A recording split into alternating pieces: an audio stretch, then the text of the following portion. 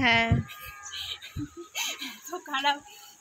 তো hello guys, আরেকটা new video নিয়ে সকাল সকাল না সরি এখন কিন্তু মোটেও সকালে, এখন দুপুর 2টো বাজতে চাই। এখন আমি দেখো নারকেল দুটো নিয়ে চলে এসেছি। আর কেন এসছে তোমরা তো থাম্বনেল আর টাইটেল থেকে বোঝেই গেছো। খাওয়া দাওয়া করে এসছি তো একটু হাঁপিয়ে গেছি। তো যাই হোক, এখন একটু তাড়াতাড়ি করে শুরু করেছি। আর শীতকালের বেলা অনেকটা বেলা হয়ে যাবে, সেই জন্য বিকালের মধ্যে সব কিছু কমপ্লিট করব। তো দেরি করব না, এখন দুধ পুলি আর আজকে পাটিসাপটা বানাবো, সেই জন্য উপরে চলে এসেছি। তো দেরি করব না, এখন এই নারকেল দুটো কুড়িয়ে নেব, তারপরে চলো মেন ধামাকা ওয়েট করছে। তার জন্য দেখতে হলে ভিডিওটা স্কিপ করবে না কেউ, পুরো ভিডিওটা দেখতে থাকো।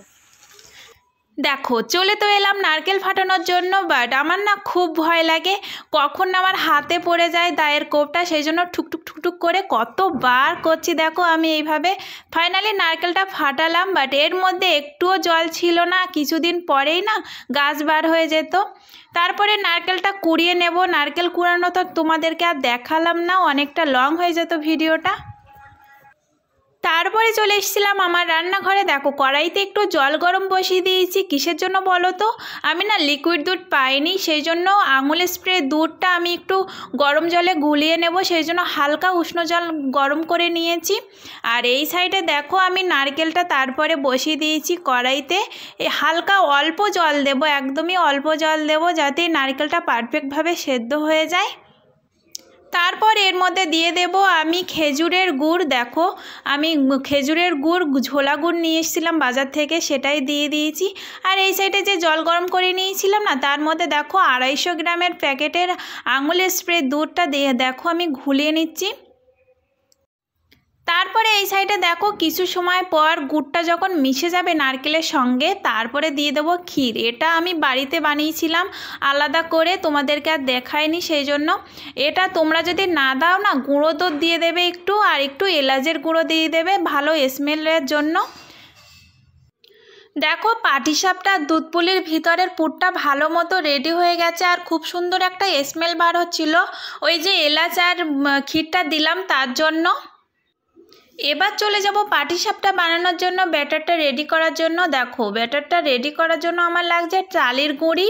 চালের গুঁড়ি আমি 1 কাপ আর হাফ কাপ দিয়েছি, তার হাফ দিয়ে দেব ময়দা, এরকম মেপে মেপে দেবে। তার হাফ দেব ময়দার, হাফ দেব সুজি। এরপরে চিনিটা তোমরা যে যেরকম পছন্দ করো সে সেরকম চিনিটা দিয়ে দেবে। আমি হালকা চিনি দিয়েছি, যেহেতু আমরা চিনিটা কম খাই সেই জন্য। এরপর দিয়ে দেব স্বাদটা ব্যালেন্স করার জন্য লবণ। এবারে আমি একটা হ্যান্ড ব্লেন্ডার দিয়ে ভালো করে সব উপকরণ মিশিয়ে নেব। দেখো সবগুলো উপকরণ আমি হ্যান্ড ব্লেন্ডারের সাহায্যে ভালো মতো মিশিয়ে নিয়েছি। এরপরে রুম টেম্পারেচারে রাখা লিকুইড দুধ দিয়ে দেব, তোমরা এখানে জলও ইউজ করতে পারো। দেখো অল্প অল্প করে দিয়ে আমি ভালো মতন মিশিয়ে নিয়েছি। দেখো হালকাও হয়নি আবার ঘনও হয়নি বেশি, এরকমভাবে আমি 1 ঘন্টা রেখে দেব ভালো মতন মিশিয়ে। এরপরে চলে আসবো আমি চালের গুঁড়ির একটা ডো বানিয়ে নেওয়ার জন্য, দুধ পুলি বানানোর জন্য। দেখো আমি কড়াইতে জল বসিয়ে দিয়েছি, আমার যতটুকু চালের গুঁড়ির ডোটা বানাবো ততটুকু পরিমাণে। দেখো জলটা একটু গরম হলে এর মধ্যে দিয়ে দিয়েছি লবণ, স্বাদটা ব্যালেন্স করার জন্য বেশ পরিমাণে তোমরা লবণটা দিয়ে দেবে। তারপরে দেখো আমি চালের গুঁড়িটা দিয়ে দিয়েছি, অল্প অল্প করে দেবে আর এইভাবে মিশিয়ে নেবে। তারপরে দেখো ভালো মতো একটা ডো তৈরি হয়ে গেছে আমার। দেখো এবার যেটা করবে, তোমরা হাতে তেল নেবে অল্প করে, না হলে কিন্তু হাতে চিপকে যাবে। দেখো এরকমভাবে অল্প অল্প করে লুচির থেকে বড় বড় একটু করে লেচি কেটে নেবে। লেচিগুলো কাটার পর আমি চলে এসেছিলাম দুধ পুলির পিঠেটা বানানোর জন্য। দেখো আমি সবগুলো এভাবে ঢেকে রেখে দিয়েছিলাম, কারণ ঠান্ডা পড়েছে তো উপর থেকে শক্ত হয়ে উঠবে সেই জন্য। দেখো একটা নিয়ে এইভাবে ভিতরে চাপ দিলেই বাটি আকৃতি হয়ে যাবে। এরপরে দিয়ে দেব পুর, যতটা পুর ধরবে আর কি, বেশি দিলে কিন্তু আবার আটবে না, সেই জন্য অল্প অল্প করে দিয়ে 2 সাইডের মুখ ভালো মতো চেপে দেবে এইভাবে দিয়ে। তোমরা এভাবে চেপে দিয়েও দিতে পারো, এভাবে মুড়িয়েও দিতে পারো। মুড়িয়ে দিলে আর কি ভালো মতো একটা ডিজাইন হয়, সেই জন্য মুড়িয়ে দিচ্ছি। দেখো কত সুন্দর লাগছে দেখতে। চলো তোমাদেরকে আর একটা করে দেখাই। সবগুলো পিঠে আমি এইভাবে করে নিয়েছিলাম। আর হ্যাঁ, ভালো মতো মুখটা কিন্তু আটকাবে, না হলে কিন্তু ফেটে যাওয়ার ভয় আছে, ভিতরে যে পুরটা সেটা বেরিয়ে যাওয়ার ভয় আছে। দুধে দেওয়ার সাথে সাথে যে অনেকের হয় না বেরিয়ে যাচ্ছে, সেটা আর হবে না। এভাবে মুড়ি দিলে দেখো কত সুন্দর লাগছে আর কতগুলো পিঠে হয়েছে। চলো এবার এই সাইডে দেখো উনুনে দুধটা গরম করতে বসিয়ে দিয়েছিলাম আর 2-3টে এলাচ দিয়ে দিয়েছিলাম স্মেলটা বার হওয়ার জন্য। আর এলাচটা দিলে সত্যিই অসাধারণ একটা স্মেল বার হয়, তোমরা তো জানোই। আর দুধটা ভালো মতো যখন গরম হয়ে আসবে আর একটু যখন মরে আসবে না, ঘনত্ব আকারে হয়ে যাবে, তখন দিয়ে দেবে এই যে পিঠেগুলো বানিয়েছি সেইগুলো। দিয়ে দেওয়ার পর কিছু সময় পর দেখো আমি এবার খেজুরের গুড় দিয়ে দিয়েছি। খেজুরের গুড়টা দিয়ে 10-15 মিনিট আমি ফুটিয়ে নিয়েছি। আর ঘন ঘন কিন্তু নাড়তে হবে, না নাড়লে কিন্তু তলায় লেগে যাবে।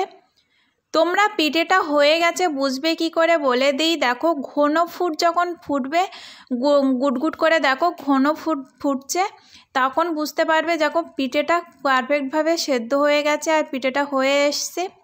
একটু হালকা দুধ থাকবে তখন নামিয়ে নেবে, কারণ ঠান্ডা হয়ে গেলে একদমই আটা হয়ে যাবে। এটা গরম গরম একরকম টেস্ট লাগে আর ঠান্ডা হয়ে গেলে আর এক রকম টেস্ট লাগে। আমার তো ঠান্ডা হয়ে যাওয়ার পরেই ভালো লাগে। দেখো এবার চলে এসেছিলাম পাটিসাপটা বানানোর জন্য। আর বাইরে কিন্তু অন্ধকার হয়ে গেছে, সেই বিকাল 2টো থেকে বসেছি, এখন সন্ধে 6টা বাজে। তো চলো আর দেরি করব না, কড়াই গরম করে হালকা অল্প একদম তেল দিয়ে দিয়েছি। দেখো পাটিসাপটা পিঠেটা কিন্তু একদমই করা সহজ, শুধু একটু প্রবলেম হয় প্রথম পিঠেটা একটু কড়ার গায়ে লেগে যাওয়ার ভয় থাকে। বাট কড়াটা যদি তোমরা ভালো মতো গরম করে নাও তাহলে আর লেগে যাবে না। আর একটু তেল পলিশ করে নেবে, বেশি তেল কিন্তু লাগে না পাটিসাপটায়, অল্প একটু তেলটা পলিশ করে নেবে কড়ার গায়ে, দেখবে একদমই লাগবে না। দেখো আমার প্রথম পিঠেটা একদমই লাগেনি, বলতে গেলে একদমই লাগেনি, খুব সহজে উঠে গেছে, দেখেছো। এবার এই রকম প্রসেসে আমি আর পিঠেগুলো বানিয়ে নেব।